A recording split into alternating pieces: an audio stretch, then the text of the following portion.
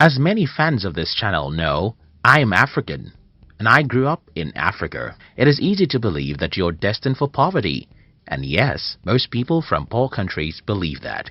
However, when I was around 17, I started questioning such assumptions, and the reason for my different opinions is because I often see rich people even in my country. But there are some other explanations for the reasons why some people are rich in poor countries. It may be that these people do ugly or illegal stuff. Maybe their father is a politician who has stolen a lot of money, or maybe it's just luck. Anyway, I decided to study how money works and see myself whether being rich has something to do with luck, stealing, or anything like that. By age 20, I already knew the formula of wealth creation, and I was ready to follow such formula. In today's video, I'll be sharing with you how to be rich in a poor country. If you're new here, consider subscribing so that you won't miss other interesting videos like this. Riches has no home. In his book, The Science of Getting Rich, Wallace D. Wattles provoked us to think about something very important. He asked us to stop thinking about poverty as though it caused by certain geographical location, but because if poverty has something to do with a particular geographical location, then certain people in certain geographical locations will be poor, while everybody else will be rich. But that's not so. As we make this video today, millions of people are poor even in the richest countries of the world. For example, more than 70% of Americans live from paycheck to paycheck, according to some studies. And think about this, many people even in the poorest countries of the world are very wealthy. What does this tell us? I think it's very simple. Money doesn't have anything to do with where you live. But there's another problem here. If money doesn't have anything to do with where you live, then why do we have more poor people in certain continents than others? Why do we have more poverty in Africa and Asia than in Europe or America? I think I have an answer, and that has to do with conditioning.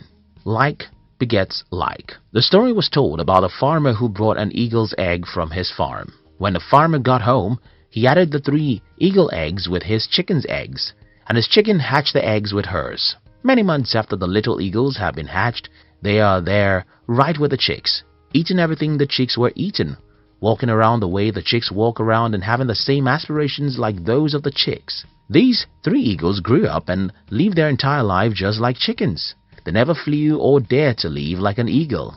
I'm sure that you will believe this story easily because it happened in the kingdom of the birds.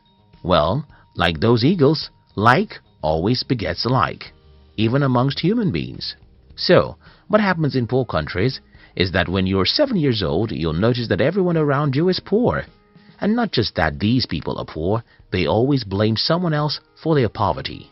At age 7, you may not understand these people, but by the time you're 17, you're already successfully initiated into their evil world. What then happens is that as a young adult, whether you listen to your father, your mother, your uncles or teachers, everyone is blaming someone else for their state of being poor. It doesn't matter how strong you are, the natural thing to do is to become like these people. By the time an average human is 21 in a poor country, he has started thinking that the reason why he is poor is that the government or devil makes him poor. From this point, you can see how easy it is for these people to be poor and also make their children poor.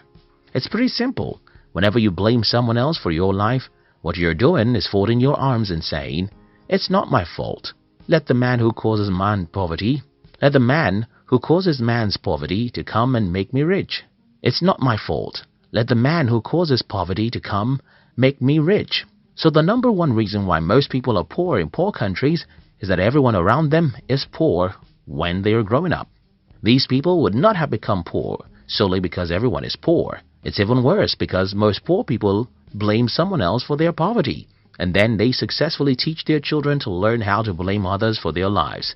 They have successfully destroyed such children's lives because they too will grow up not taking responsibility for their lives. The other problem about growing up in a community where everyone is poor is because you will never have any worthwhile mentor. Because everyone is poor, their advice will just lead you to where they are, and that's not where you want to be. For instance, I had to stop taking advice from everyone in my family when I was about age 19. The reason I stopped taking advice from these people is that all their advice is very bad, and they think their advice is the best. For example, my family members advise me to get a university degree because if I don't have a degree, I cannot be successful in life. They advise me that it is good to work for a bank, while I think it's better to build a bank. I mean, almost every advice my family members gave me about money, even till this day, is stupid. And what I did was to ignore them and instead choose successful people online and through books to be my models. Not everyone can do what I did. In fact, not everyone will ever have the insight into the fact that your poor uncles and parents had given the wrong advice about money. And that's a major reason why most people in poor countries are poor. The strong exploit the weak. When I claim in this video that one of the reasons why most people are poor in poor countries is because they have poor mentors, someone will ask me, okay, who made the first man poor before he became a mentor for others? This is a good question, and the answer is in the fact that the world is a jungle where the strong eat the weak. Most of the years of our existence as humans are filled with battles between nations. We should also remember colonization and exploitation from one country to another. All these battles would not have left some countries poor if not because they are not physical battles. Think about it, as you would think about rape. When a man rapes a woman, he thinks it's just a physical act, but for a woman, it's spiritual and emotional. And though the act of rape can happen in 5 minutes, the victim can live with the pains for 50 years. Similar things happen when a country invades, overpowers, and colonizes another for many years. For those who are asking how the first man became poor, I think that is how the first man became poor. But that's not an excuse for you to be poor. You see, the poverty of your forefather may not be his fault because he was probably taken as a slave for 30 years. But your poverty is yours because you have the power to liberate yourself. Country and personal prosperity. Another reason why many people are poor in poor countries is that most people seem not to understand that there are differences between national prosperity and personal prosperity. Because most people don't know that there's a difference between personal and national prosperity, many people in poor countries want to run to rich countries. Many Africans want to run to America. Many Indians thought they could migrate to Europe, and that's another problem. You see, running to a rich country won't guarantee your prosperity, because even in the country that you're running to, most people are still poor. Now that I've tried to pinpoint some of the reasons why most people are poor in poor countries, let me try and show you how to be rich in a poor country. 1. Disown every mentor you have. Well, I don't mean that you should legally get rid of everyone in your life. I simply mean that you should stop taking their advice or spending much time with them, except they are positive-minded. Growing up in Africa, the culture of my tribe requires that I listen to and follow the advice of everyone who is older than me. But at about the age of 19, I started revolting against the advice of my family members, especially their advice about money. When I was 21, it had become very obvious that I was a black sheep of the family. Until today, these people just don't have any advice I can follow about money. Don't get me wrong, I love my mother, father, uncles, and siblings.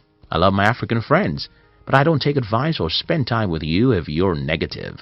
This is the first thing I think you should do if you're from a poor country. Do away with negative people. Stop taking money advice from poor people. Instead, go to the library and read books from the rich and successful people. Check online and follow some inspiring people who will make you believe in yourself. 2. Understand the difference between personal and national poverty. Don't assume that you have to be poor simply because your country is poor. You can be rich, even in a poor country. As I have explained earlier, being rich is not a factor of where you are from or where you live. Being rich is a factor of how you use your mind. 3. See the half-full cup. I suffered ill health for the first 17 years of my life, and I hated life for every minute of those sicknesses. However, a few years after I regained my health, I understood that such terrible health challenges was a blessing in disguise. The lesson here is that most bad situations have hidden opportunities in them. But human nature really takes time to look for opportunities in bad situations. If you live in a poor country, you have to learn how to see the cup of your country as half full, not half empty. You have to be positive and believe that there are opportunities for you somewhere in some corner. Only you can believe that and take proactive actions that will lead you there. In conclusion, everyone watching this video from Africa or Asia should sit down and rethink their path in life. We should stop being negative about what is possible for us. We should believe in ourselves and pursue really big dreams. We should understand that money is not a product of any geographical location, but the product of our mind. I hope this video helps someone. Thank you very much for watching our videos. I'd like to give you another interesting video for you to enjoy next. But before then, our team will be very happy if you can like this video and share it with your friends on social media. If you're new here, don't forget to subscribe, so you won't miss other interesting videos like this. Look at your screen now to see 2 other videos we handpicked for you to enjoy next. We love you.